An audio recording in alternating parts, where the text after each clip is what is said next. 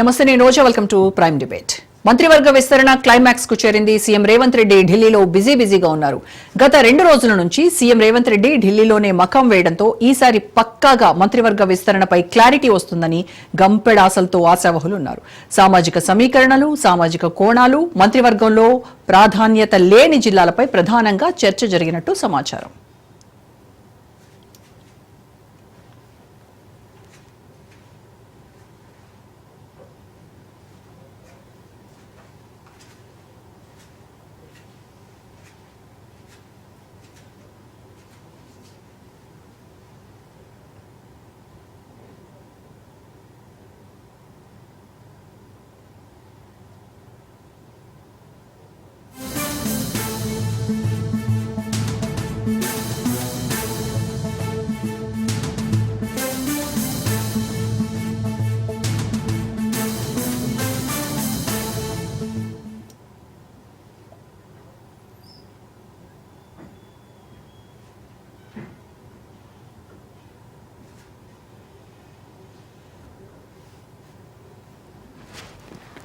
రేవంత్ రెడ్డి ఇప్పటికే కాంగ్రెస్ జాతీయ ప్రధాన కార్యదర్శి కేసీ వేణుగోపాల్ తో మంత్రివర్గ విస్తరణపై ఒక దఫా చర్చలు జరిపారు.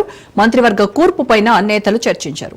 మంత్రివర్గంలో ఎవరెవరికి ప్రాధాన్యత ఇవ్వాలనేటువంటి అంశాలపై చర్చ జరిగినట్టుగా తెలుస్తోంది. అయితే ఇప్పటికే ఆశావహులు ఎవరి ప్రయత్నాలను వాళ్ళు చేసుకున్నారు, ఎవరి స్థాయిలో వాళ్ళు ప్రయత్నాలను ముమ్మరం చేసుకున్నారు. ఎస్సీ సామాజిక వర్గానికి చెందిన మాదిగ ఎమ్మెల్యేలు ముఖ్యమంత్రి రేవంత్ రెడ్డి ఢిల్లీ వెళ్తున్న సందర్భంగానే కలిసి మాదిగలకు మంత్రివర్గ విస్తరణలో ప్రాధాన్యత ఇవ్వాలని వినతి పత్రం ఇచ్చారు.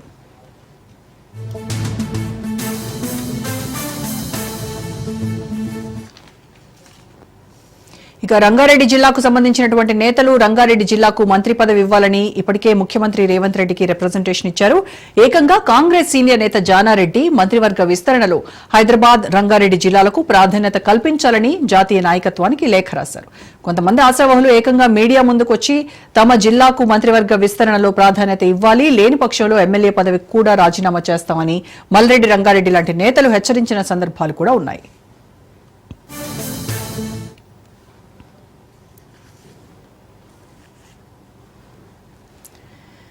బీసీలకు మంత్రివర్గ విస్తరణలో ప్రాధాన్యత కల్పించాలని బీసీ నేతలు డిమాండ్ చేస్తున్నారు. కులగణన చేశామని గొప్పలు చెప్పుకోవడం కాదు, జనాభా ప్రాతిపదికన బీసీలకు న్యాయం చేయాలంటే కేబినెట్ ఎక్స్పాన్షన్ లో బీసీలకు సరైన ప్రాధాన్యత ఇవ్వాలని డిమాండ్ చేస్తున్నారు. ఇప్పటివరకు మైనారిటీలకు కేబినెట్ లో చోటు ఇవ్వలేదని, తమకు అవకాశం కల్పించాలని మైనారిటీ నేతలు కోరుతున్నారు.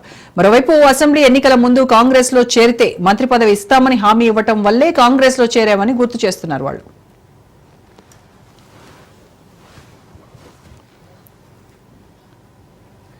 ఇక మరికొంతమంది మంత్రి పదవులు ఆశించిన ఆశావహులు ఏఐసీసీ పెద్దలిచ్చినటువంటి హామీని నిలబెట్టుకుంటారనే నమ్మకం తమకు ఉందని శాసనసభ ఎన్నికల ముందు బీజేపీ నుంచి కాంగ్రెస్ లోకి వచ్చిన నేతలు చెబుతున్నారు. ఖాళీగా ఉన్న 6 మంత్రి పదవులకు దాదాపుగా డజన్కు పైగా ఆశావహులు పోటీ పడుతున్నారు. ఈ నేపథ్యంలో మంత్రివర్గ విస్తరణ కాంగ్రెస్ జాతీయ నాయకత్వానికి కత్తి మీద సాములాగా మారింది. ఈ రోజు రాహుల్ గాంధీతో ముఖ్యమంత్రి రేవంత్ రెడ్డి భేటీ అయిన తర్వాత మంత్రివర్గం పైన ఒక క్లారిటీ వచ్చే అవకాశం ఉంది.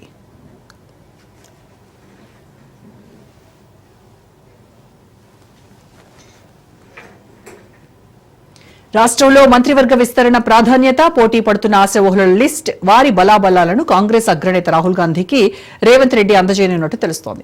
సామాజిక వర్గాల వారీగా నేతల బలాల పైన కేబినెట్ విస్తరణ ఉండేటువంటి అవకాశాలున్నట్టు గాంధీ భవన్ వర్గాల్లో చర్చ జరుగుతోంది. అయితే ముఖ్యమంత్రి రేవంత్ రెడ్డి మంత్రివర్గ విస్తరణ సందర్భంగా ఆచితూచి అడుగులు వేస్తున్నారు. మంత్రివర్గ విస్తరణ నా చేతిలో లేదు, జాతీయ నాయకత్వ నిర్ణయమే ఫైనల్ అంటున్నారు. మరోవైపు మంత్రివర్గంలో తమకు చోటు దక్కకపోతే తాడో పేడో తేల్చుకుంటాం కొంతమంది ఆశావహులు ఇప్పటికే హెచ్చరికలు జారీ చేశారు. ఈ నేపథ్యంలో మంత్రివర్గ విస్తరణ ఏ విధంగా ఉండబోతోంది, రాహుల్ గాంధీ ఎవరెవరికి అవకాశం కల్పించబోతున్నారు, రేవంత్ రెడ్డి ఎవరెవరికి రిఫర్ చేయబోతున్నారు అనేటువంటి అంశం రాజకీయ వర్గాల్లో ఆసక్తిని రేపుతోంది.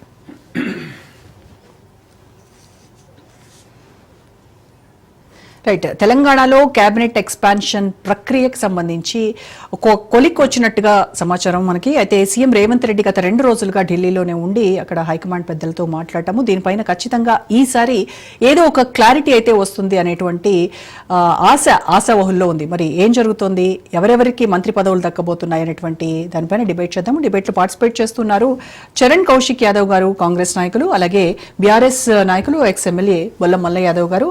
అండ్ బీజేపీ అధికార ప్రతినిధి వెంకటరెడ్డి గారు మనతో జాయిన్ అయ్యారు. నమస్కారం అండి అందరికీ. నమస్తే మేడం. రైట్. సో చరణ్ గారు, ఎన్నాళ్ళలో వేచిన ఉదయం ఎప్పుడు రాబోతోంది? ప్రతిసారి సీఎం రేవంత్ రెడ్డి ఢిల్లీ వెళ్ళడం, ఈసారి క్యాబినెట్ ఎక్స్పాన్షన్ గురించి ఖచ్చితంగా ఏదో ఒక కబురు ఉంటుంది అని అనుకోవడం, అది నీరసపడిపోవడం మామూలుగా అయిపోయింది. ఈసారన్నా ఒక క్లారిటీ వస్తుందా? ఎందుకు ఇంత డిలే అవుతోంది? ఏం చెప్తారు? అంటే ప్రధానంగా నిన్న నీతి ఆయోగ్ సమావేశం కోసం ముఖ్యమంత్రి గారు ఢిల్లీకి వెళ్ళారు. అదే కాకుండా తెలంగాణకు సంబంధించినటువంటి కొన్ని డిపిఆర్లు, అంటే పోర్ట్ సిటీ కావచ్చు, అదే మెట్రో విస్తరణ సంబంధించిన డిపిఆర్లు అన్ని కూడా సబ్మిట్ చేసి కేంద్ర ప్రభుత్వం అనుమతి తీసుకునే ప్రయత్నంలో భాగంగా నిన్న నుంచి ముఖ్యమంత్రి గారు ఢిల్లీలో ఉంటూ కేంద్ర మంత్రులు కలిసే ప్రయత్నం కాంగ్రెస్ పార్టీ ముఖ్యమంత్రి చేస్తూ ఉన్నాడు. దానిలో భాగంగా తెలంగాణ రాష్ట్రంలో కొన్ని మంత్రి పదవులు ఖాళీగా ఉన్నాయి కాబట్టి దాని మీద కూడా చర్చ జరుగుతూ ఉంది. ఖచ్చితంగా అన్ని వర్గాలకు సముచితమైన న్యాయం, అదేవిధంగా అన్ని జిల్లాలకు ప్రాతినిధ్యం ఉండే విధంగా కసరత్తు చేస్తారు. ఖచ్చితంగా ఈ నెలలో ఈ సమస్య పూర్తిస్థాయి పరిష్కారం లభించబోతా ఉంది. అదే కాకుండా కార్యవర్గానికి సంబంధించి కూడా కాంగ్రెస్ పార్టీ సంబంధించి వర్కింగ్ ప్రెసిడెంట్ కావచ్చు, పీసీసీ కార్యవర్గానికి సంబంధించి జనరల్ సెక్రటరీ కావచ్చు, వైస్ ప్రెసిడెంట్ కావచ్చు, దాని మీద కూడా కసరత్తు జరుగుతూ ఉంది. ఖచ్చితంగా ఈ రెండు సమస్యలకు ఏకకాలంలో పరిష్కారం చూపించాలని చెప్పేసి కాంగ్రెస్ పార్టీ భావిస్తాం. దానిలో భాగంగా కసరత్తు చేస్తూ ఉన్నారు. కొన్ని జిల్లాలకు, అంటే ఉమ్మడి రంగారెడ్డి జిల్లా కావచ్చు, హైదరాబాద్ కావచ్చు, నిజామాబాద్ కావచ్చు, ఆదిలాబాద్ కావచ్చు, ఈ జిల్లాలకు మంత్రివర్గంలో స్థానం లభించలేదు కాబట్టి ఖచ్చితంగా ఆ జిల్లాలకు ప్రాతినిధ్యం వహించే విధంగా, అదేవిధంగా అన్ని వర్గాలకు సముచితమైన న్యాయం, ప్రధానంగా బీసీలు కావచ్చు, అదేవిధంగా ఎస్సీల నుంచి కావచ్చు, అదేవిధంగా మైనార్టీ నుంచి కూడా అదేవిధంగా మంత్రివర్గానికి సంబంధించి మాకేయాలని చెప్పేసి రిక్వెస్ట్లు వస్తూ ఉన్నాయి.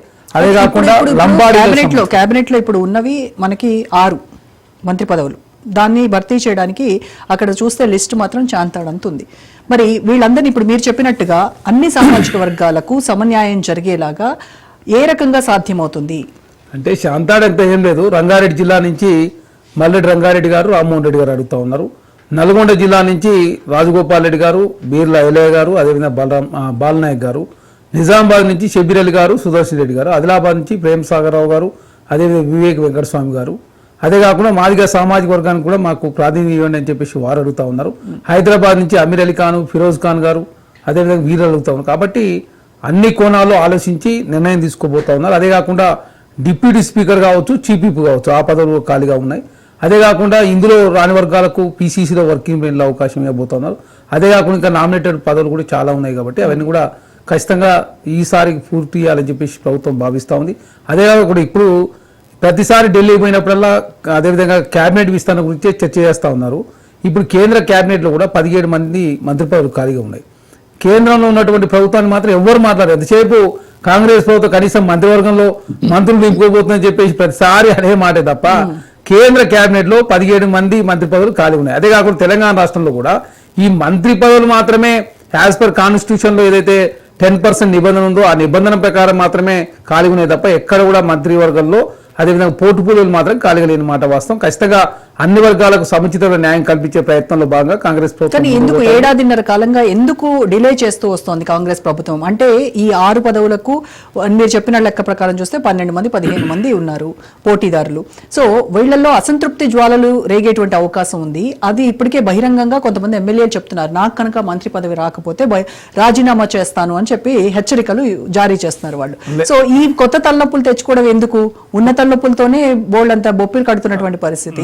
అందుకే తప్పించుకునేటువంటి ప్రయత్నంలో భాగంగా ఈ జాప్యమా? తప్పించుకునే ఉద్దేశం కాంగ్రెస్ ప్రభుత్వాలు లేదు. మల్లెడ్డి రంగారెడ్డి గారు అన్నది ఏంటంటే, నేను ఓసీ రెడ్డి అని చెప్పేసి రంగారెడ్డి జిల్లాకు మంత్రి పదవి ఇవ్వకపోతే ఒకవేళ బీసీకి మీరు కావాలని ఇచ్చే ఉద్దేశం ఉంటే మాత్రం నా పదవికి రాజీనామా చేసి బీసీని గెలిపిస్తానని చెప్పేసి రంగారెడ్డి గారు మాట్లాడి తప్ప నాకు మంత్రివర్గంలో మంత్రి స్థానం లభించకపోతే నేను పార్టీలో ఉండనను, ఏదో నా మంత్రి ఎమ్మెల్యేలకు రాజీనామా చేస్తానని చెప్పేసి ఎక్కడ కూడా ప్రకటించలేదు. కాకపోతే ఆ జిల్లాకు ప్రాతినిధ్యం ఇవ్వాలని చెప్పి వారు భావిస్తూ ఉన్నారు. ఖచ్చితంగా రంగారెడ్డి జిల్లాకు సంబంధించి ఆల్రెడీ కాంగ్రెస్ పార్టీలో ఆ అసెంబ్లీ స్పీకర్ పదవి ఇచ్చారు. అదే కాకుండా చీఫ్ విప్ కౌన్సిల్లో ఇచ్చినటువంటి సందర్భం కాబట్టి అన్ని జిల్లాలకు సముచితమైన న్యాయం దక్కే విధంగా ఖచ్చితంగా మంత్రివర్గ కూర్పులో ఈసారి అన్ని వర్గాలకు ప్రాతినిధ్యం ఉండే విధంగా ప్రభుత్వం ముందుకు పోతుంది. ఎందుకంటే మైనార్టీలకు సంబంధించి ఎవరు గెలవకపోయినా కూడా షబ్బీర్ అలీ గారిని అడ్వైజర్ తీసుకున్న సందర్భం. అదే కాకుండా రంగారెడ్డి జిల్లా already chief whip assembly speaker ఇచ్చారు. హైదరాబాద్ నుంచి కూడా ఇప్పుడు ఏదో ఎవరికైనా ఒకరికి పదవి ఇచ్చేసి హైదరాబాద్లో కూడా ఖచ్చితంగా అదే కేబినెట్ సహాయ మంత్రి హోదా లేకపోతే కేబినెట్ మంత్రి హోదానా ఏదో ఒకటి వచ్చే విధంగా ఖచ్చితంగా హైదరాబాద్లో కూడా ఆ ఉద్దేశంతో ముందుకు పోతా ఉన్నారు. ప్రధానంగా నిజామాబాద్ సంబంధించి కూడా మంత్రివర్గంలో మాకు స్థానం ఉండాలని చెప్పేసి సుదర్శన్ రెడ్డి గారు కావచ్చు, షిప్రెడ్డి గారు వారు ఇద్దరు పోటీ పడుతున్న సందర్భం కాబట్టి ఈసారి అన్ని సమస్యలకు పరిష్కారం లభించబోతా ఉంది. ఖచ్చితంగా ఈసారి కేబినెట్ కావచ్చు, అదే కార్యవర్గ కూర్పు అయిపోయిన తర్వాత ఖచ్చితంగా లోకల్ బాడీ ఎలక్షన్ నిర్వహించాలని చెప్పి ప్రభుత్వం భావిస్తూ ఉంది.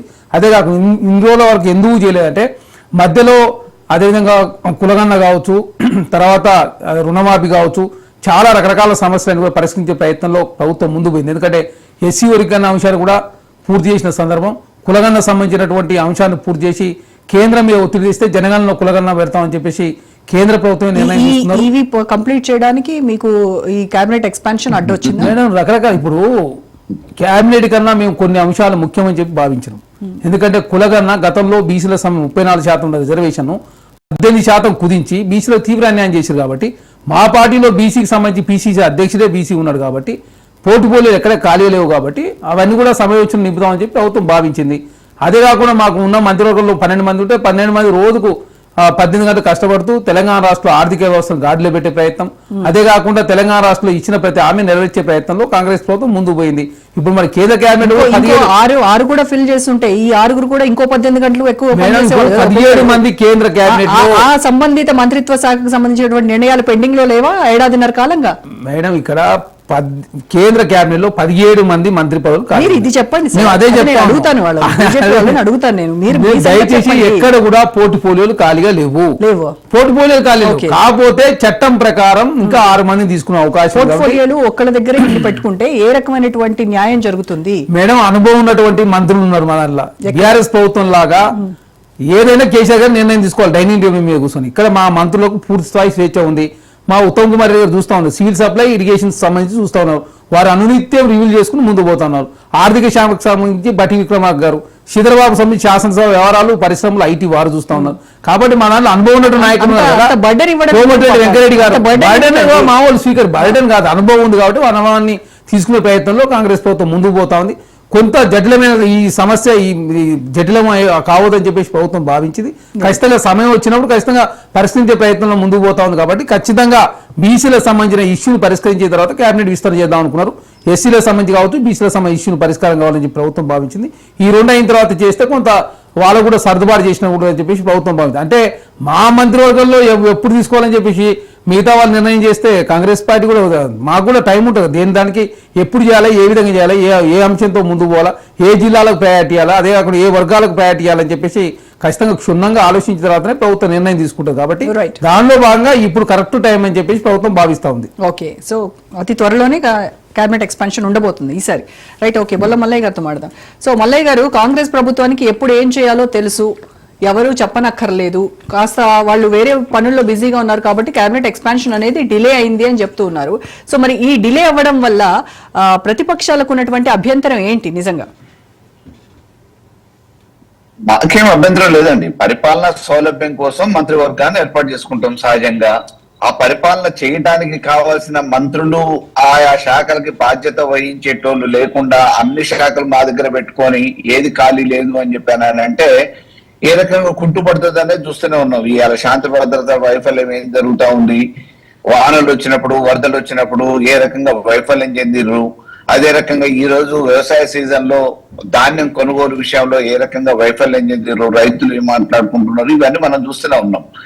ఇవాళ మినిస్టర్ ఎక్స్పాన్షన్స్ అంటూ జరిగితే మళ్ళీ హెలికాప్టర్ కొరత ఏర్పడుతుందేమో, హెలికాప్టర్ కొన్న తర్వాత ఎక్స్పాండ్ చేద్దామని చెప్పేసి వాళ్ళు అనుకుంటున్నారేమో. కానీ ఎప్పుడైతే విస్తరణ జరుగుతుందో, మంత్రివర్గ విస్తరణ జరిగిన తెల్లారి అసమ్మతి కుంపట్లు మొదలైంది కాంగ్రెస్ లో. అది మొదటి నుంచి ఆనవాయితీగా ఉన్న వాళ్ళకి వస్తున్న సాంప్రదాయం.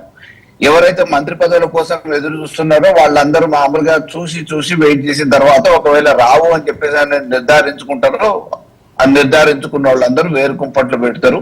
మళ్ళా లేనిపోని కొత్త దుకాణాలు మొదలైతాయి అనే ఒక అభిప్రాయంతో మొదటి నుంచి కూడా కాంగ్రెస్ లో ఉన్న అధిష్టానం ఆలోచిస్తూ ఉంది. కాబట్టి ఈ క్రమంలో వాళ్ళకి పరిపాలనా సౌలభ్యమో, పరిపాలన తెలంగాణలో కావాల్సిన అన్ని శాఖలలో, గురుకుల పాఠశాలలో చూసినాం కదా విద్యాశాఖ ఏ రకంగా అయింది. విద్యాశాఖలో రివ్యూస్ లేక తేళ్లు గుట్టి పావులు గరిసి విషాహారం తిని పురుగుల ఆహారం తిని ఎంతమంది మామూలుగా ఆసుపత్రి పాలయ్యారు, కనీసం మందలించిన నాదులు లేడు, ఎంతమంది చచ్చిపోయారు, ఇవన్నీ మనం ఎస్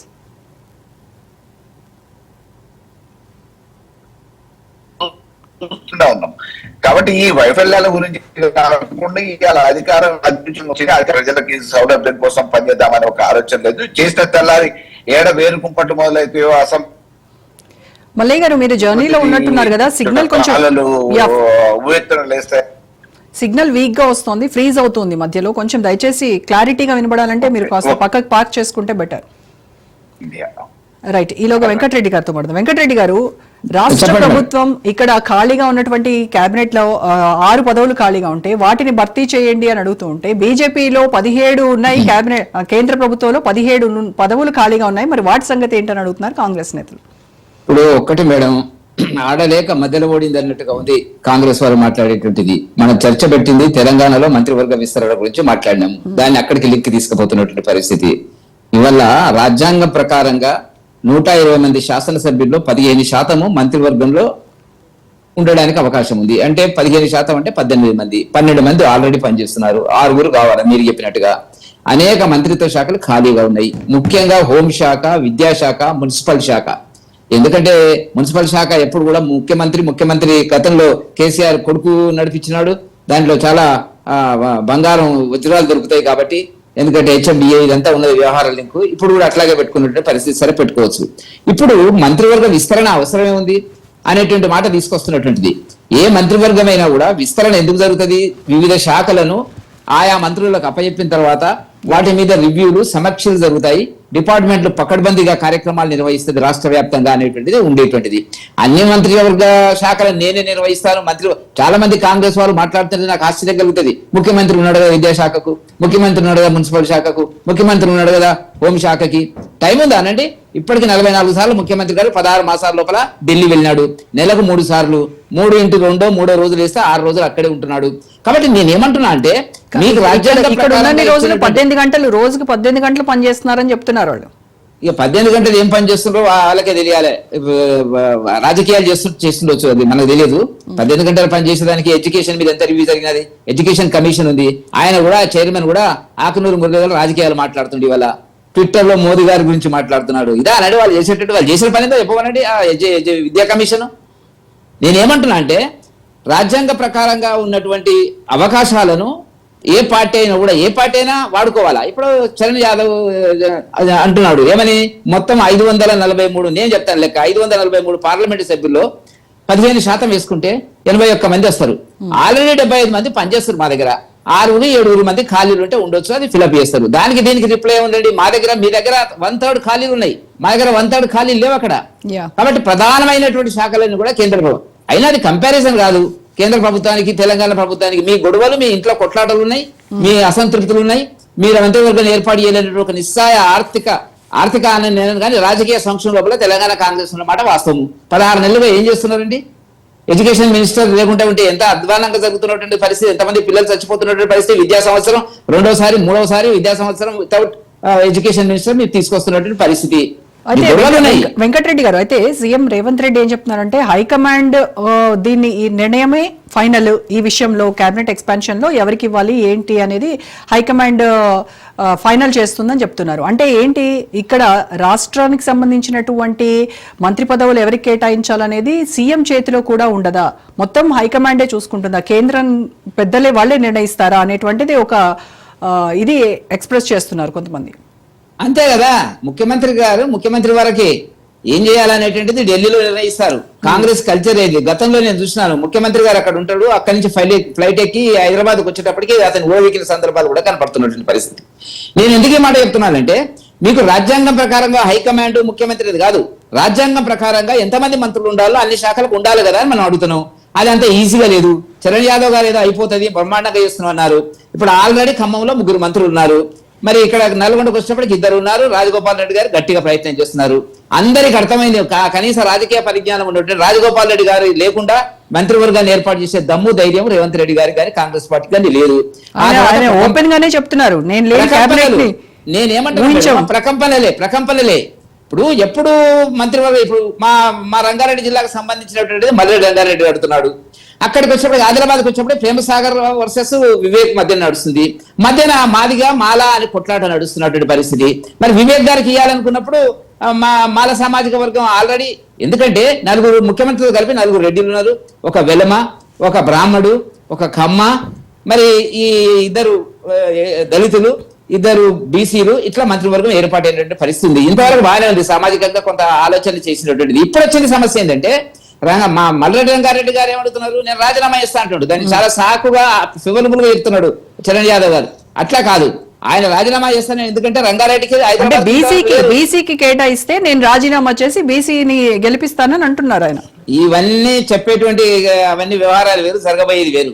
ఒక్కటి మాత్రం గుర్తుపెట్టుకోండి, ఇది రేవంత్ రెడ్డి గారి కత్తి మీద సాము, అంత సులభంగా లేదు. మీరు ఒక్కటి గుర్తుపెట్టుకోండి, అక్కడ ఆదిలాబాద్ గాని, ఇక్కడ రంగారెడ్డి గాని, నల్గొండ గాని, ఈ 3 జిల్లాలకు సంబంధించినటువంటి మంత్రివర్గంలో కూర్పులో అనేక అసమానతలు వస్తాయి. అసమానతలు వచ్చిన తర్వాత ఈ పార్టీకి సంబంధించినటువంటి భవిష్యత్తు కూడా ప్రశ్నార్థకమవుతుంది. నేను ఎందుకు ఈ మాట చెప్తున్నానంటే, ఏ పార్టీ అయినా కేంద్రంలో బలంగా ఉండాలా, లేకపోతే దేశంలో బలంగా ఉండాలా? బలంగా లేదు వల్ల కాంగ్రెస్. వచ్చిన సమస్య ఏంటంటే బలహీనపడ్డది. అనేక ఎన్నికల లోపల రాష్ట్రాలు ఓడిపోతున్న పరిస్థితి. కాబట్టి ఈ పరిస్థితుల వల్ల రేపు బీహార్ జరుగుతుంది, ఏం జరుగుతున్నట్టు మనం చూడాలా. ఎప్పుడైతే పార్టీ దేశవ్యాప్తంగా బలహీనపడుతుందో రాష్ట్రాలలో అనేక రకాల కుంపట్లు వస్తాయి, అనేక రకాల అభిప్రాయ భేదాలు వస్తాయి. కాబట్టి రాజగోపాల్ రెడ్డి గారు ఏమంటున్నారు, నాకు చెప్తేనే వచ్చినా నేను భువనగిరి ఎంపీ చామల కిరణ్ కుమార్ రెడ్డి గారిని గెలిపించిన అంటున్నాడు. కాబట్టి ఆయన ఏంటి, డైరెక్ట్ గా రాజగోపాల్ రెడ్డి గారి రాజకీయాలు అందరికీ తెలిసినటువంటిది, వెనుకోటి ముందలోటి మాట్లాడే స్వభావం కాదు. మీరు ఏమనండి, రాజగోపాల్ రెడ్డి గారు లేకుండా రేపు క్యాబినెట్ నుండి ఏ విధంగా జరగబోతుంది అనేటువంటిది. కాబట్టి అటో ఇటో ఉన్నటువంటి కాంగ్రెస్ పార్టీ ఏదో అట్లా నడుస్తున్నటువంటి పరిస్థితి లోపల మంత్రివర్గ విస్తరణ అనేటువంటిది హైకమాండ్ తెలియదా మేడం? తెలుసు. ఇది చేస్తే ఏమవుతుందో, ఈ పార్టీ పరిస్థితి ఏమవుతుందో తెలియని పరిస్థితి ఉన్నది. కాబట్టి ఆ కోణం లోపలనే వాళ్ళు పెండింగ్ పెట్టి కాలం గడుపుతున్నటువంటి ఒక సందర్భం మనకు కనపడుతున్నట్టు. సరే, రాజకీయ అసమానతలను, అసంతృప్తి జ్వాలలను ఎదుర్కోవడానికి కాంగ్రెస్ పార్టీ సిద్ధంగా ఉందా? చరణ్ కౌశిక్ గారు. మేడం, ఇక్కడ భారతీయ జనతా పార్టీ తెలంగాణ రాష్ట్రంలో 1.5 year అయింది. ఇప్పటివరకు కనీసం రాష్ట్ర అధ్యక్షుని ఎన్నుకోలేని పరిస్థితిలో మీరున్నారు. మీరు మాకు చెప్తే ఎట్లా నాకు అర్థం కాకడతా. మా ముఖ్యమంత్రి గారు విద్యాశాఖ వారే చూస్తున్నారు. ఎదుర్కోకపోతే ప్రజలకు వచ్చేటువంటి నష్టం అయితే ఇక్కడ ఏం లేదు కదా. మీ పార్టీ మేడం, ఇక్కడ కాంగ్రెస్ పార్టీ అధికారంలో ఒక్క నిమిషం, కాంగ్రెస్ పార్టీ అధికారంలో ఉంది. అక్కడ శాఖలు ఖాళీగా ఉన్నాయి, వాటిని భర్తీ చేయాల్సినటువంటి బాధ్యత మీ పైన ఉందా? మేడం, రాజ్యాంగం ప్రకారం మాత్రమే ఖాళీ ఉన్నాయి తప్ప మా ముఖ్యమంత్రి రోజు 18 గంటలు కష్టపడుతున్నా. కాదు, ఏమైనా కేసీఆర్ గారు డైలీ కూర్చొని నేనేం తీసుకుంటున్నావా? ప్రతిపక్ష నాయకుడు ఫస్ట్ అసెంబ్లీ రమ్మని చెప్పండి. ప్రతిపక్ష నాయకుడు అసెంబ్లీకి వస్తే కనీసం ప్రతిపక్ష నాయకుడు 1.5 year లో మీరు వచ్చింది 2 గంటలు 53 లక్షలు జీతం తీసుకున్న బాధ్యత లేదా? మీరు దాని గురించి భారతీయ జనతా పార్టీ మాట్లాడదు మరి. కనీసం అర్థం లేకుండా ఆగండి సార్, దయచేసి 17 మంది మంత్రి పదవులు మీ దాంట్లో ఖాళీగా ఉన్నాయి.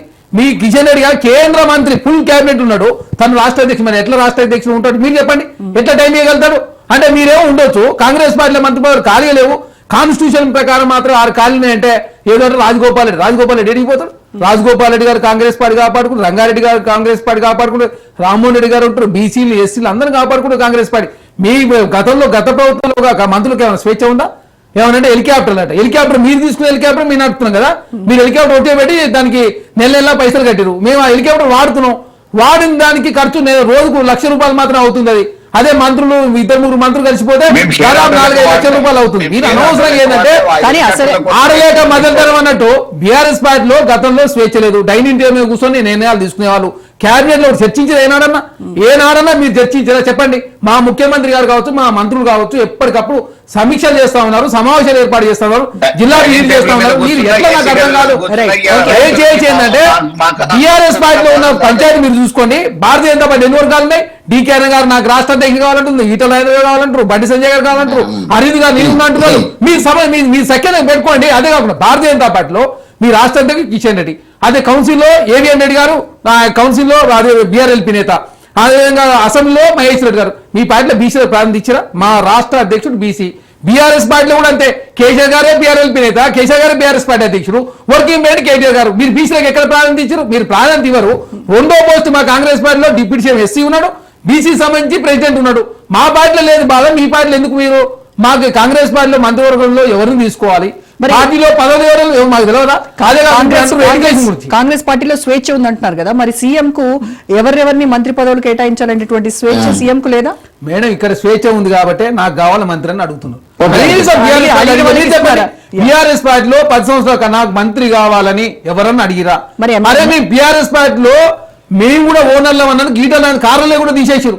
కలవకుండకైతే అంత పెద్ద లేఖ రాసి ఈటలాంటి ఒకనేం విజయశాంతి గారికి ఒకనేం, డి శ్రీనివాస్ గారికి ఒకనేం, ఆలనేంద్ర గారికి ఒకనేం, రవీంద్ర నాయక్ గారికి ఒకనేం, మీ పార్టీలో ఏ చంద్రశేఖర్ గారికి ఒకనేం, కలవకుండ కైతే గారికి ఒకనేమా అంత పెద్ద లేఖ రాసి Bharatiya Janata party BRS party కలిసి ఉన్నాయని చెప్పి మీరు లోపాయ గారికి ఒప్పందం మూలంగా కాంగ్రెస్ పార్టీ ఓడిపోయిందని చెప్పి చాలా స్పష్టంగా మాట్లాడితే మీ ఇద్దరు చర్యలు తీసుకోండి. మీరు ఎట్లా అంటే కలవకుండ కుటుంబానికి ఒక న్యాయం బీఆర్ఎస్ పార్టీలో, మిగతా వర్గాల కింద ఒక న్యాయమా? ఎస్సీ ఎస్టీ బీసీలని మాత్రం మీరు సస్పెండ్ చేస్తారు, కలవకుండ కైతే గారు మాత్రం మీరు సస్పెండ్ చేయరా? ఇలా కనీసం సోకాజ్ నోటీస్ ఇచ్చిరా?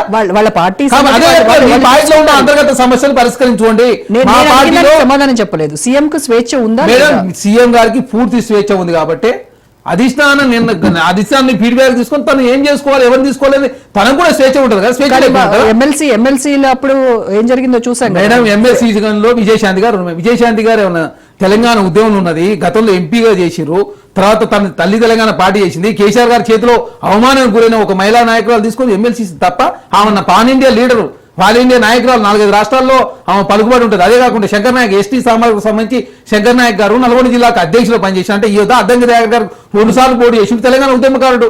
ఒకసారి అధిష్టానం రేవంత్ రెడ్డి తీసుకెళ్లినటువంటి లిస్టులో ఆయన మొత్తం అన్ని పేర్లను రేవంత్ రెడ్డి ప్రతిపాదించిన పేర్లని కల్పన రకరకాలు చెప్పే ఉంటాయి, చెప్పని ఉంటాయి, అన్ని మీడియా ముందా చెప్పరు ఎవరు కూడా. ఇప్పుడు బీఆర్ఎస్ పార్టీ ఇంత చెప్తుంది, భారతీయ జనతా పార్టీ బీసీని ముఖ్యమంత్రి చేస్తున్నారు, బీజేపీ నేత మహేష్ రెడ్డిని చేసి మరి ఏమనాలి వాళ్ళని? ఏమన్నా బీసీని ముఖ్యమంత్రి అంటే ముఖ్యమంత్రి బీసీ కానప్పుడు బీజేపీ ఎల్పీ నేత ఇవ్వాలి కదా. మీరు మహేష్ రెడ్డి చేసిన తర్వాత కిషన్ రెడ్డి స్థానంలో వేరే వాళ్ళు వేయకుండా ఇప్పుడు ఈటల ఎట్టి పరిస్థితుల్లో రాష్ట్ర అధ్యక్షుడు కాడు. ఎందుకు కాడంటే బీఆర్ఎస్ పార్టీ ఇంకెక్కడ బీఆర్ఎస్ పార్టీ భారతీయ కొత్త తర్వాత కేసీఆర్ ఏం చెప్తారు భారతీయ జనతా. ఎందుకంటే మీరు తమిళనాడులో చూడండి, అన్నా డిఎంకే చెప్పిందే అక్కడ అన్నమలై చేసారు.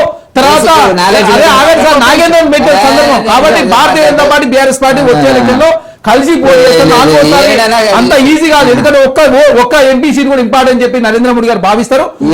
భారతీయ జనతా పార్టీ లోపాయికారికి ఒప్పందం బయటపడి దాని సమాజం ఒక్క నిమిషం మల్లయ్య గారు. అరే నీ మాట్లాడుతున్న మధ్యలో నాకు అర్థం కాదు. వెంకటరెడ్డి గారు మళ్ళీ మాట్లాడతాను. మల్లయ్య సార్ వెంకటరెడ్డి గారు అయితే అసలు మధ్య నన్ను మాట్లాడలేరు. చెప్పండి madam. So dining table politics చేయడానికి ఇది బీఆర్ఎస్ పార్టీ కాదు, కాంగ్రెస్ పార్టీ. ఇక్కడ మంత్రులకు స్వేచ్ఛ ఉంటుంది, నాయకులకు స్వేచ్ఛ ఉంటుంది అని చెప్తున్నారు. 10 సంవత్సరాల తెలంగాణ ప్రభుత్వ పరిపాలనలో కేసీఆర్ గారి నాయకత్వంలో తెలంగాణ ప్రజలు, తెలంగాణ రాష్ట్రం ఏ రకంగా ఉంది, ఈ రోజు 18 నెలల కాలంలోనే కాంగ్రెస్ ఏ రకంగా అయ్యింది అనేది ప్రజలు చర్చించుకుంటున్నారు. అది డైనింగ్ టేబులా లేకపోతే జూబ్లీ హిల్స్ ప్యాలెసా అనేది ప్రజలు చర్చించుకుంటున్నారు. దాని గురించి ఎవరికి వాళ్ళు పేర్లు పెట్టుకుంటే ఏం లాభం? ఈ రోజు వాళ్ళకి 18 నెలలు కావస్తున్నా దగ్గర ఇంతవరకు మంత్రివర్గ విస్తరణ చేసే పరిస్థితి వాళ్ళకి లేదు. హెలికాప్టర్ల గురించి మంత్రులు కొట్లాడుకుంటున్నారు. హెలికాప్టర్ ఖాళీ ఉంటే తప్ప మంత్రుల టూర్లు ఉండట్లేదు. ధాన్యం మామూలుగా ముద్దైతుంటే పట్టించుకునే పరిస్థితి లేదు.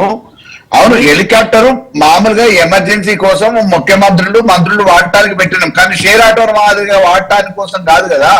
ప్రజాధనాన్ని ఇష్టం వచ్చినట్టు వాళ్ళ ఆర్భాటాల కోసమో హంగామాల కోసమో షేర్ ఆటో మాదిరిగా 10 కిలోమీటర్లకు 15 కిలోమీటర్లకు వాడటానికి ఇంతవరకు చరిత్రలో ఏ ముఖ్యమంత్రి ఏ రాష్ట్ర ప్రభుత్వం వాళ్ళే.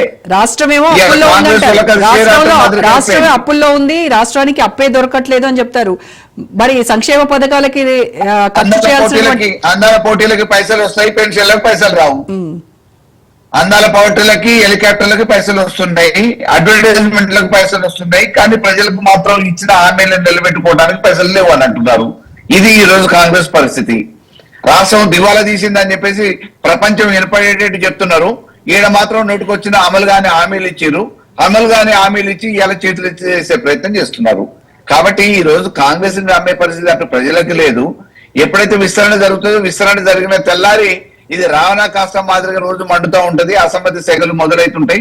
వీటిని చల్లార్చడం అనేది సాధ్యపడదు. కాబట్టి దీన్ని ఇంకా ఎట్లా వాయిదాలు వేసుకుంటూ రావాలనే ఆలోచనలోనే ఈ రోజు అధిష్టానం ఉంది. ఈ అధిష్టానం పేరు మీద మామూలుగా వీళ్ళు వాళ్ళు అనేది ఉత్తరాలు రాయటానికి, మామూలుగా రేపు మాపు అనడానికి, వాయిదాలు వేసుకోవడానికి, ముహూర్తాలతోనే కాలయాపన చేయటమే తప్ప ఎట్టి పరిస్థితులలో వీళ్ళు చేస్తున్న తెల్లారి వాళ్ళ అసమ్మతికి వేరే ప్రతిపక్షాలు ఇంకోళ్ళు అవసరం లేదు. వాళ్ళ పార్టీలో వాళ్ళ చిచ్చు మొదలవుతుంది. మరి అదే బీఆర్ఎస్ హయాంలో కూడా మరి కీలక శాఖలన్నీ కూడా కేసీఆర్ అండ్ ఫ్యామిలీ చుట్టే పెట్టుకున్నారు కదా, ఎవరికి ఇవ్వలేదు. మరి అప్పుడు కూడా అంతర్గత విభేదాలు స్టార్ట్ అవ్వలేదు. అప్పుడు వాటిని ఎలా డీల్ చేశారు మీరు? కీలక శాఖలు అనేది కాదండి, మా దగ్గర మామూలుగా ఖాళీలు పెట్టలేదు. మంత్రి పదవులు ఎవరెవరికి కేటాయించడం, అందులో కీలక బాధ్యతలు అనేది చేయగలిగిన పెర్ఫార్మెన్స్ బట్టి చేసారు. దాని రిజల్ట్ కూడా చూపించారు కదా. డెఫినెట్ గా ఇవాళ గ్రేటర్ హైదరాబాద్ ఈ రకంగా మామూలుగా ఫ్లైఓవర్లతో రద్దీ ఇబ్బంది లేకుండా ఇంత విస్తరణ జరిగింది, బిజినెస్ పరంగా ప్రమోట్ అయింది, ఇంత ఎక్స్పాన్షన్ అయింది, హైదరాబాద్ బ్రాండ్ ఇమేజ్ పెరిగింది అని అంటే బికాస్ ఆఫ్ కేటీఆర్ అనేది ఇవాళ ప్రపంచ వ్యాప్తంగా చెప్పుకుంటున్నారు. అది మనం ఎవరు కాదనలేని వాస్తవం. రైట్ అండి. సో వెంకటరెడ్డి గారు, బీసీని ముఖ్యమంత్రి చేస్తానన్న మీరు బీజేఎల్పీ నేతను కూడా చేయలేకపోయారు కనీసం బీసీ. ఇప్పుడు ఒక్కటి మేడం, చరణ్ యాదవ్ గారు మాట్లాడే దాంట్లో అర్థం ఒకంత 1% కూడా లేదు. ఎందుకంటే ఆయన ఏమంటున్నాడు, బీజేపీ తెలంగాణ అధ్యక్షుడిని ఇంతవరకు నియమించలేదంటే అది ఏమన్నా రాజ్యాంగబద్ధంగా మీకు ఏమైనా సమ్మతమా? రాజ్యాంగంలో ఎన్నిక ఎవరైనా ఉంటారు, అది మా విషయం. ఉండకపోతే మాకే నష్టం, ఉంటే అది వేరే సంగతి. ఏం సంబంధం అంటే దానికి ప్రజలకు సంబంధించింది. మనం అంటున్నది ఏంటి, రాజ్యాంగబద్ధంగా ప్రజలకు 15% మంత్రివర్గంలో ఉండాలా, ప్రజలకు సేవ చేయాలా అనేటువంటిది. దాన్ని మీరు ఎందుకు చేయలేదంటే మీ బీజేపీ పార్టీకి ప్రెసిడెంట్ లేడు, ఏవిఎన్ రెడ్డి గారు కౌన్సిల్లో నాయకుడు ఉంటాడా అంటాడు. ఆ మొన్నటి వరకు ఉన్నదే మా ఒక ఆయన, మాకు ఉన్నదే ఏవిఎన్ రెడ్డి గారు. ఈ మధ్యన మా ఇద్దరు సభ్యులు రావడం జరిగింది, అది వేరే సంగతి. మొన్న వచ్చినారు, భవిష్యత్తులో ఏం జరుగుతుంది అంటే వేరే సంగతి. దానికి దీనికి ముడిపెట్టి మాట్లాడితే ఎట్లయితుందండి? మేమేమంటున్నామంటే, మేము అడుగుతున్న ప్రశ్న ఏంటంటే, మీ రోజు మీ మంత్రులు ఏం మాట్లాడుతున్నారు, వివేక్ ఏం మాట్లాడుతున్నారు, ప్రేమ్ సాగర్ రావు ఏం మాట్లాడతారు, మల్రెడ్డి రంగారెడ్డి ఏం మాట్లాడుతున్నారు, రాజగోపాల్ రెడ్డి ఏం మాట్లాడుతున్నాడు. మీరు మంత్రివర్గము ఇప్పట్లో ఇప్పుడు రాహుల్ గాంధీ గారు అసలు ఇంటర్వ్యూ చేయడం లేదు ఈ మంత్రివర్గానికి సంబంధించిన. ఇప్పుడు మీరు చెప్తున్నారు రాత్రికి ఏమన్నా జరగవచ్చు, ఏమి జరగదు, మీరు గుర్తుపెట్టుకోండి. ఎందుకంటే నేను ఇంతకుముందు చెప్పినట్టుగా ఇవాళ దేశంలో చాలా బలహీనపడ్డ పరిస్థితిలో ఉన్నటువంటిది, వీక్ స్టేజ్ లో కాంగ్రెస్ ఉంది. దీన్ని ఏం చేసినా కూడా ఇవ్వడనే ఎక్కడైనా భయ పరిస్థితి ఉంది కాబట్టి వాళ్ళు చేయలేకపోతున్నారు, వాస్తవం అది. రెండవది, జిల్లాల వారీగా సామాజిక వర్గాల వారిగా హైలీ ఇంపాసిబుల్ అండి. ఒక ఎమ్మెల్యే కూడా వాళ్ళకి లేడు. ఏదో మొన్న ఎమ్మెల్సీ నామినేటెడ్ ఎమ్మెల్సీ వచ్చినాడు ముస్లింలకు సంబంధించినటువంటిది, వాళ్ళు లేరు.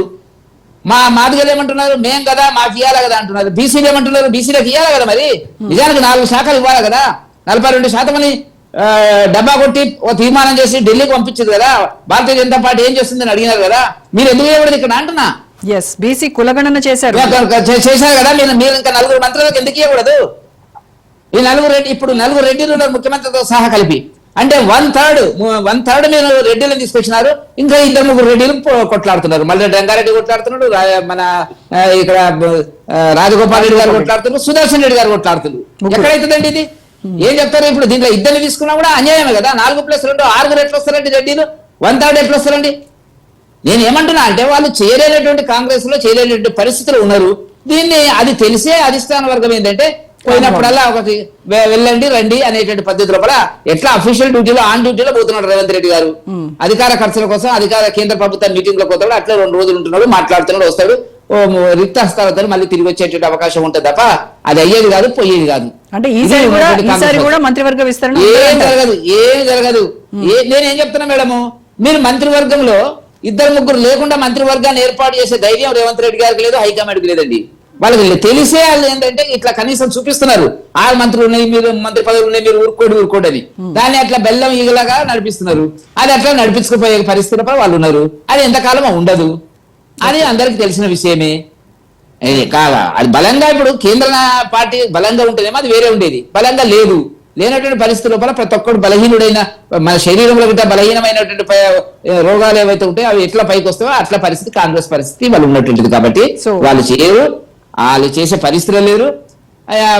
మంత్రివర్గానికి సంబంధించినటువంటి దాంట్లో ఒక కూర్పు అనేటువంటిది అంత తొందరగా వస్తుందని చెప్పి నేను అనుకోవడం లేదు. ఎందుకంటే అందరు కత్తులు పట్టుకొని నిలబడ్డారు, ఏం చేస్తారో చూద్దాం అనేటువంటి దాని కింద. మీరు జిల్లాల వరకు కుదరదు, సామాజిక వర్గాల కుదరదు అన్న వాస్తవానికి పోతే ఒక రెడ్డికి ఇవ్వడానికి వీల్లేదండి. 4 రెడ్డిలు ఉన్నారు, ఇంకెందుకు ఇవ్వాలండి రెడ్డిలకు వచ్చేటప్పటికి? మీరు అక్కడ పోటీ పడతాను. అందరినీ సమన్వయం చేసుకుంటూ అందరికీ సమాన ప్రాతినిధ్యం వహించేలాగా ఈసారి కూర్పు ఉంటుంది అంటున్నారు వాళ్ళు. ఎక్కడ ఉండదండి అంటే డ్రాప్ చేస్తారేమో, కొంతమందిని డ్రాప్ చేసి ఇస్తే నాకు తెలియదు మరిగా. Yes. కొందరు డ్రాప్ చేసి ఈ చేసే పరిస్థితి ఉంటే మీరు అన్నట్టు జరగవచ్చు, చూద్దాం ఏం జరగబోతుంది. రైట్, అదే అడుగుదాం చరణ్ గారు, ఎవరైనా డ్రాప్ చేసేటువంటి ఆలోచనలో ప్రభుత్వం ఉందా అనే అనుమానం. ఇప్పుడు నేను చెప్పింది ఏంది, గతంలో బీజేపీ సంబంధించి మీరు ఒకసారి చెక్ కర్ణాటకలో 6 నెలల కాలం పాటు బీజేపీ అదే నేను మిమ్మల్ని బీజేపీ counter చట్టబద్ధం కాదా? ఇప్పుడు ఏమన్నా చట్టబద్ధం కాదు, ఇవ్వండి, చరణ్ గారు. మీరు ఇంకా బీసీ గురించి భారతీయ జనతా పార్టీ బీసీ గురించి మాట్లాడితే తెలంగాణ సమాజం నవ్వుకుంటారు. ఎందుకంటే మీరు బీసీని ముఖ్యమంత్రి చేస్తారని చెప్పి బీజేపీ నేత చేయలేదు, కౌన్సిల్ వేయలే, బీజేపీ రాష్ట్ర అధ్యక్షుడు చేయలేదు, బీజేపీ నేత చేయలేదు, ముగ్గురు చేయలేదు. ఆగనే బండి సంజయ్ గారు కేంద్ర క్యాబినెట్ ఫుల్ క్యాబినెట్ ఇచ్చా అది కూడా లేదు. అంటే మీరు ఇంకొకటి, మీ గుజరాత్ రాష్ట్రంలో బీసీలకు ఇచ్చిన రిజర్వేషన్ 10%, నరేంద్ర మోడీ గారు సొంత రాష్ట్రం, బీసీ ప్రధానమంత్రి అని చెప్పి నరేంద్ర మోడీ గారి రాష్ట్రంలో 10%, యూపీఎస్సీ ఎస్సీ ఎస్టీ బీసీలకు ఇచ్చేదే 25% రిజర్వేషన్. మీరు బీసీలు నిండా ముంచి జనగణలో కులగన్న పెట్టినట్టు మీరు పెట్టలే. తెలంగాణలో కులగన్న చేసిన తర్వాత, ఢిల్లీలో ధర్నా చేసిన తర్వాత జనగణలో కులగన్న చేస్తామని చెప్పి ఆగండి సార్ దయచేసి. ఏది అర్థం కాకుండా మీరు మాట్లాడినప్పుడు నేను మాట్లాడలే కదా, ఎందుకు ఇది మాది రన్నింగ్ కామెంటరీ? దయచేసి ఏమంటున్నా అంటే మేము చర్చ చేయడానికి సిద్ధంగా ఉన్నాం. అదే కాకుండా మీరు ఎక్కడ స్వేచ్ఛ ఉంది? గతంలో బీఆర్ఎస్ ప్రభుత్వంలో ఫస్ట్ సెకండ్ సార్ వచ్చినప్పుడు, రెండో సార్ నియమించిన క్యాబినెట్ ఫస్ట్ వచ్చినప్పుడు, రెండోసారి వచ్చినప్పుడు కేసీఆర్ గారు మహమూద్ గారు తప్ప మొత్తం క్యాబినెట్ మొత్తం ఖాళీ 6 నెలల పాటు ఖాళీ. మొదటిసారి మహిళలే పెట్టలేదు మీరు. మా దాంట్లో మహిళలు 2 మహిళలు ఉన్నారు. అదే కాకుండా మాకు సంబంధించి సీనియర్ మంత్రులు జూపల్లి గారు గతంలో చేసిన మంత్రి, తుమ్మల నాగేశ్వరరావు గతంలో మంత్రి పనిచేసి, ఉత్తమ్ కుమార్ గారు చేసారు, వెంకరెడ్డి గారు పనిచేసారు. మా వాళ్ళు ఎక్స్పీరియన్స్ ఉన్న వాళ్ళు, మా వాళ్ళకి పూర్తి స్వేచ్ఛ ఉన్నది. మా వాళ్ళు అంతా రివ్యూ చేశారు. బట్టి విక్రమార్క గారు అనుభవం ఉన్న నాయకుడు, గతంలో వారు అన్ని పదవులు నిర్వహించిన వ్యక్తి. మీ దాంట్లో స్వేచ్ఛ లేదు, మీకు కనీసం అవగాహన లేదు. మీరు అవసరమా మా ప్రభుత్వం ముందు మాట్లాడితే ఎట్లా? డైనింగ్ టేబుల్ కూర్చొని ఒకే రోజు 110 దిగలు అనౌన్స్ చేసింది. మీలాగా మాట్లాడుతుంటారా? మీరు ఏనాడన్నా క్యాబినెట్ లో డిస్కషన్ చేశారు చెప్పండి? మీరు ఒక్క మంత్రి అన్న క్యాబినెట్ లో ఆనాడు కేటీఆర్ గారు, లేకపోతే కేసీఆర్ గారు, లేకపోతే హరీష్ రావు గారు, ఈ ముగ్గురే కదా. మీరు చేసినాయని మీరే చేసేదో తెలంగాణ మొత్తం మీరేదో ఉద్ధరిస్తే మీరేదో భాగం చేసినా మాట్లాడరు. ప్రతిపక్ష కనీసం అసెంబ్లీ కాకుండా 53 లక్షల జీతం తీసుకుంటూ మీకు బాధ్యత లేదు, బరువు లేదు. తెలంగాణ అంటే మీకు కనీసం ప్రేమ లేదని చాలా స్పష్టంగా కనబడుతుంది. కనీసం ప్రతిపక్ష నాయకుడు అసెంబ్లీ వాళ్ళని చెప్పి భారతీయ జనతా పార్టీ మాట్లాడారా? ఒక్కసారి ఎందుకు మాట్లాడారంటే మీరు తట్టుకోలేరు.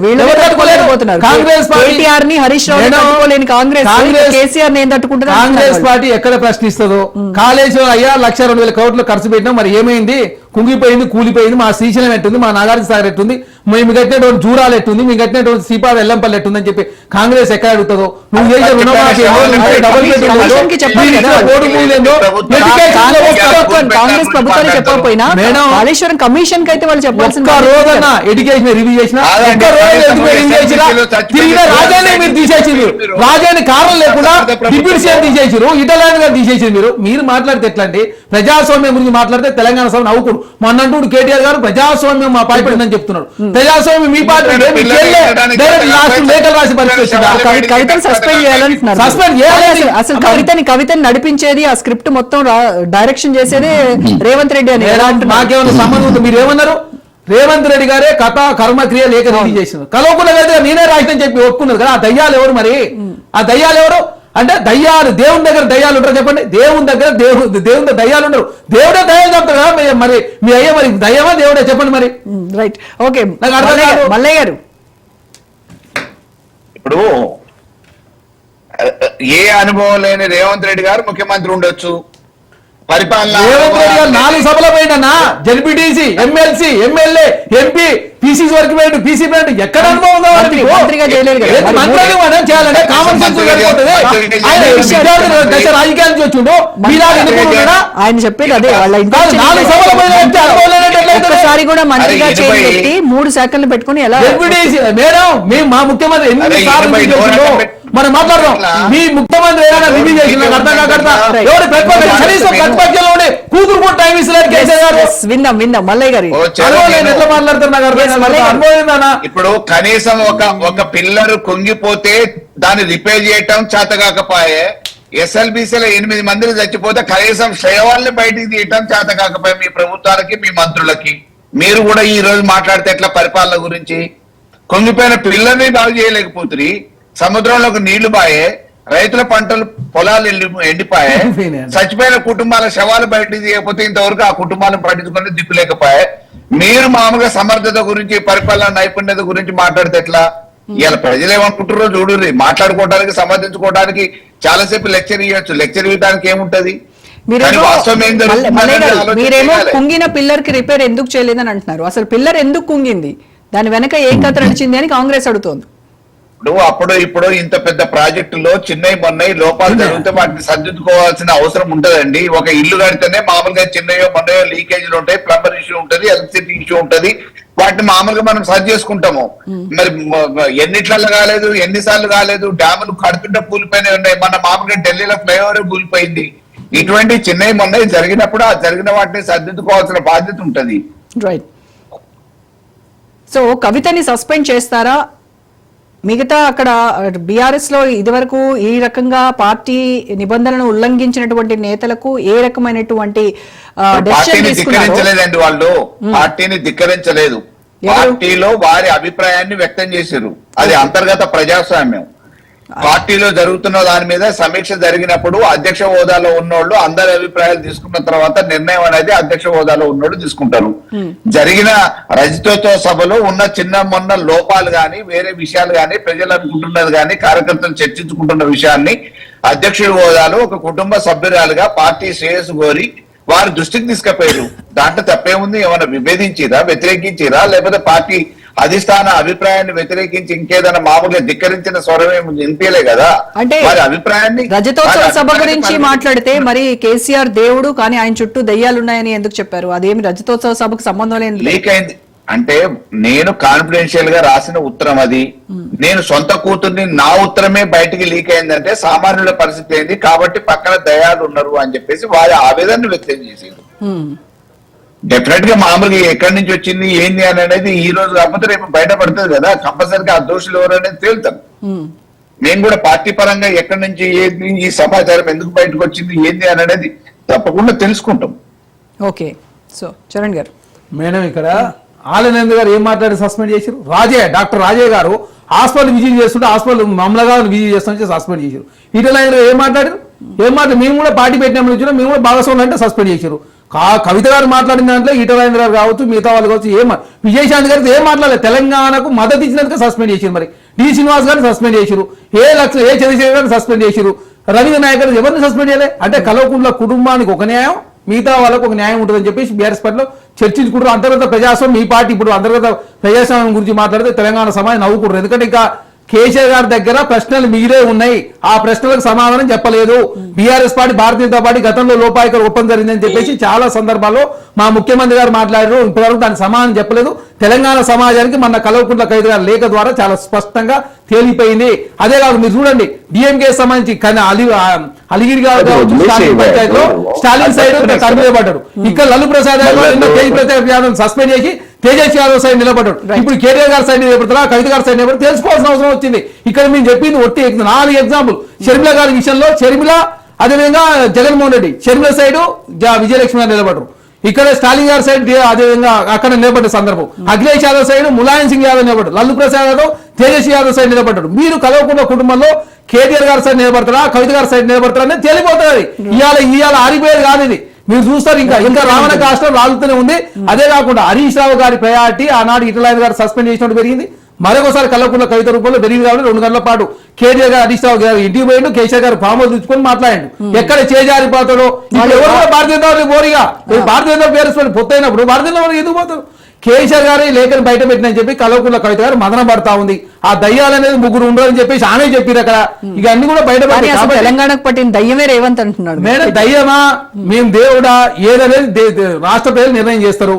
మేము 180 హామీలు నెరవేర్చినాం. తెలంగాణ నిన్న ముంచిన వాళ్ళు ఎవరో 1,80,000 కోట్ల రూపాయలు ఖర్చు పెట్టి ఒక్క నీళ్ళు ఎకరానికి కూడా నీరు రావడం లేదు. మీరు వచ్చి మీ ఆయనలో 9 సంవత్సరాల కాలం ఒక్క ప్రాజెక్ట్ కూడా పూర్తి కాలేదు.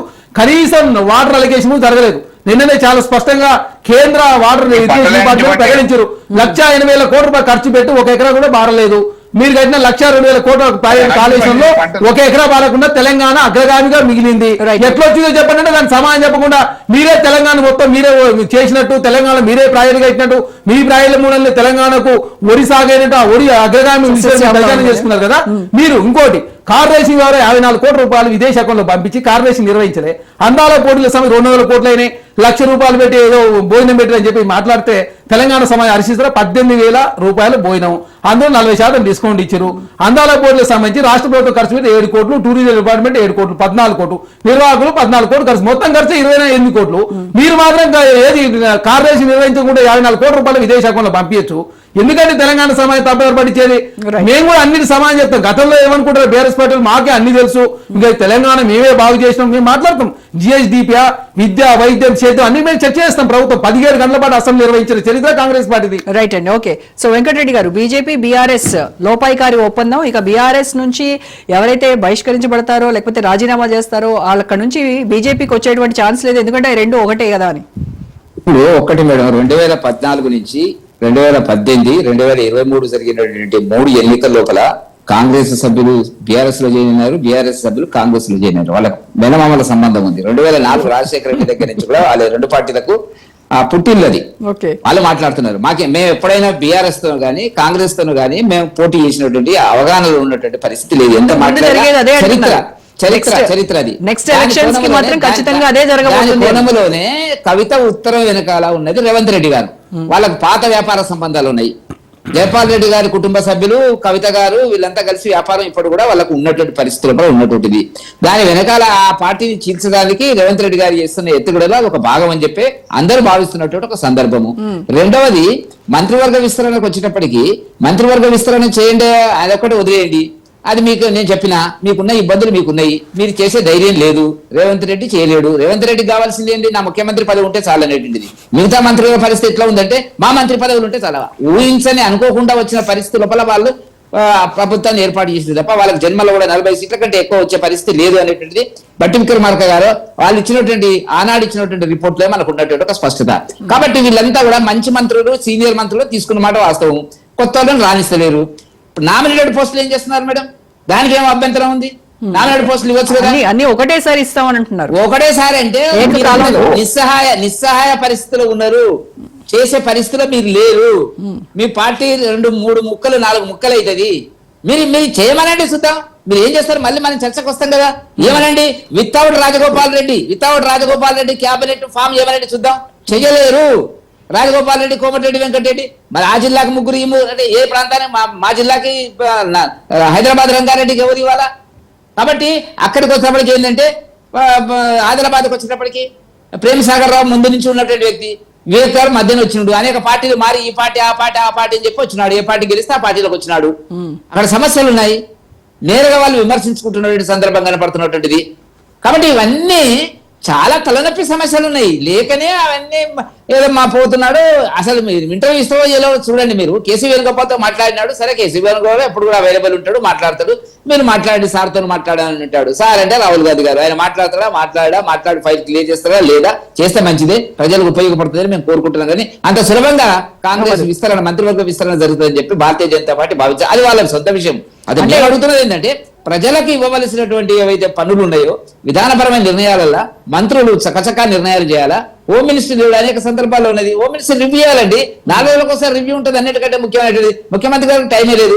మీరు అందాల పోటీ గురించి మాట్లాడుతున్నారు. నేను మాట్లాడదలుచుకోలే. ఏం జరిగింది? అందాల పోటీలో పరువు పోయింది. తెలంగాణ పరువు కాదు, భారతదేశం పరువును కూడా మీరు తీసినారు. ఆమె ఏం చేసింది?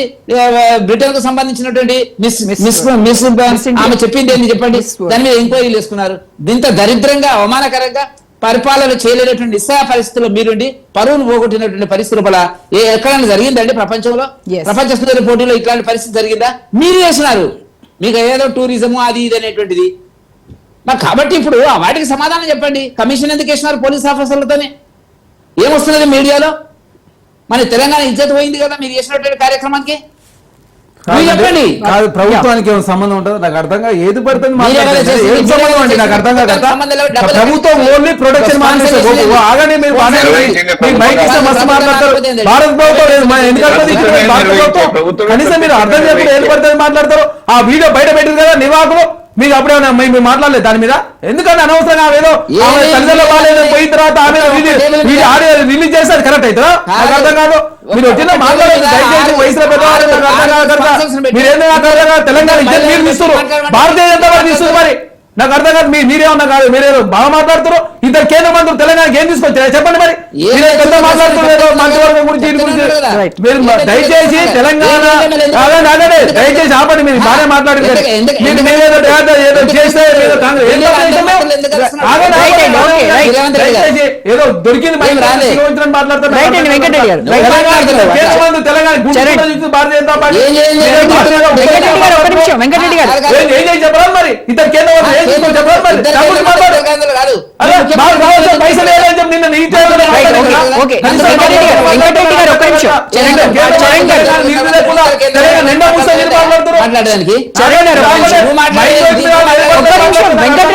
వెంకటరెడ్డి గారు మా పోలీసు అర్థమవుతుందా మీకు?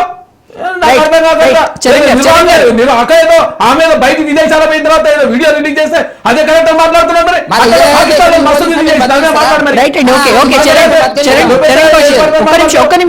టాపిక్ వెంకటరెడ్డి గారు చరణ్ గారు ఒక్క నిమిషం ఆగండి. భారతీయ జనతా పార్టీ తెలంగాణకి ఏం చెప్పాను మాట్లాడుతూ ఇంత మాట్లాడుతున్నా ఆయన ఏముందని ఒక్క నిమిషం వెంకటరెడ్డి గారు ఆగండి.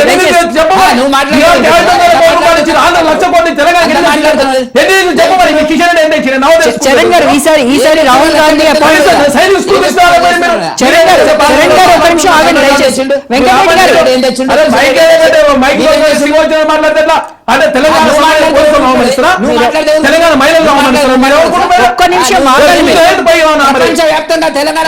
తెలంగాణకు తెలంగాణ నిండా కూర్చుని మీరు నాకు అర్థం భారతీయ జనతా పార్టీ తెలంగాణ అవమానించి మీరు రాజ్యసభలో okay thank you so much Charan Kaushik గారు, వెంకటరెడ్డి గారు, మల్ల యాదవ్ గారు, థ్యాంక్ యూ సో మచ్ అండి. ఇది వాళ్ళ special debate. Stay tune to Raj news.